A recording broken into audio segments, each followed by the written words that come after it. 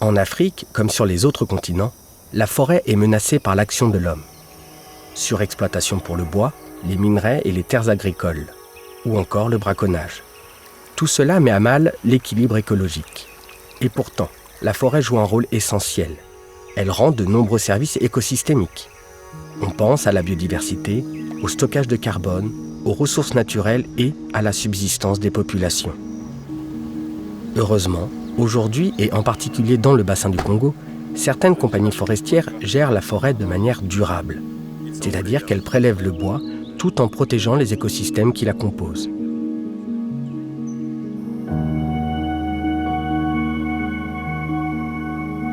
Le mot souvent qui nous définit, c'est exploitant forestier. Je dirais plutôt qu'on est des aménagistes de la forêt.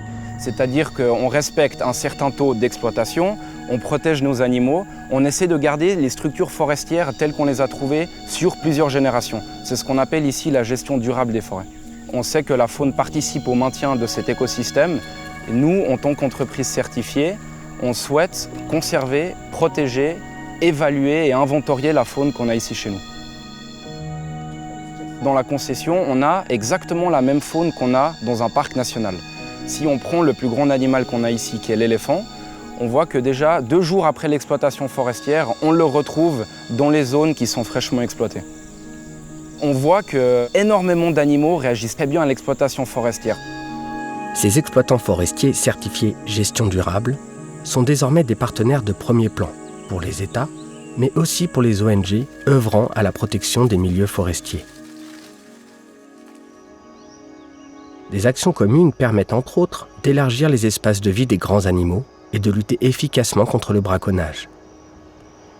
Aujourd'hui, concessions forestières certifiées FSC et parcs nationaux travaillent ainsi main dans la main.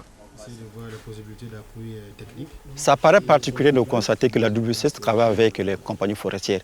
Au fait, la gestion durable des forêts, ça aide non seulement à la durabilité de ces forêts, mais aussi à la protection de la faune sauvage. Donc, la gestion durable pour les forêts, effectivement, c'est primordial.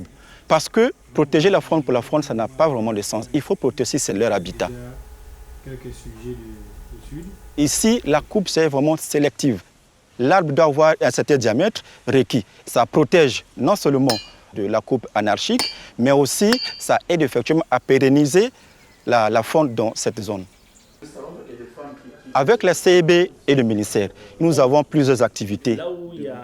Le premier axe, c'est la lutte anti-braconnage. Pour combattre le braconnage, la CEB travaille avec le ministère de l'économie forestière. Ils ont mis en place une unité de surveillance de lutte anti-braconnage. Pendant des patrouilles, des éco-gardes, des câbles pièges arrêtent toutes les armes illégales et arrêtent aussi toute personne qui se trouve dans une zone non autorisée. Et les endroits où hier on ne pouvait pas avoir les éléphants, mais on retrouve aujourd'hui des éléphants. Ce qui veut dire que le travail est produit par les éco-gardes sur le terrain produit bien ses résultats.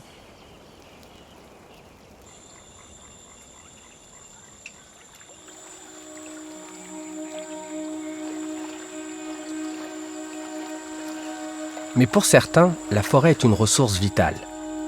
Les populations autochtones y trouvent depuis toujours une grande partie de leur alimentation.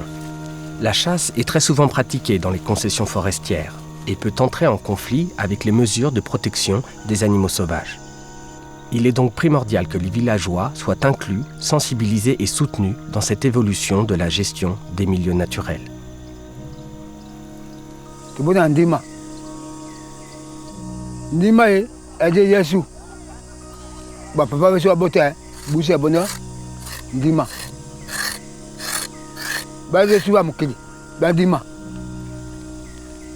Kuna bate nyama, yaje nyama, tundi mane. Kuna batele, kuna bate nyama, voilà, ok.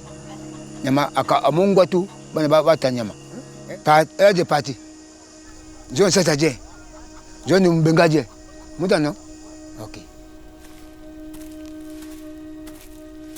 À côté de la lutte anti-braconnage, la CIB, à travers son service de sensibilisation, passe par village et informe aux populations sur, par exemple, les périodes de fermeture et d'ouverture des chasses et explique aussi à la population de ne pas abattre des gibiers qui sont intégralement protégés. À côté de cela aussi, pour pallier les besoins des populations en protéines animales, la CIB appuie la communauté dans la mise en place des projets d'élevage et de la pisciculture.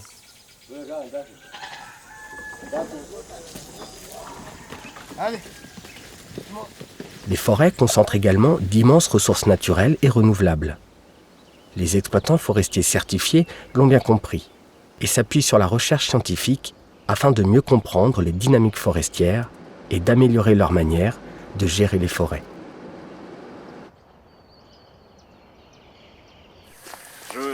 Salut Isaac. Bonjour Yorick. Bonjour Vincent. On a différents partenariats aujourd'hui avec des instituts de recherche et on a mis en place des dispositifs permanents qui accueillent des chercheurs nationaux ou étrangers qui vont collecter des données sur des très longues périodes pour comprendre comment fonctionnent les écosystèmes dans lesquels on travaille.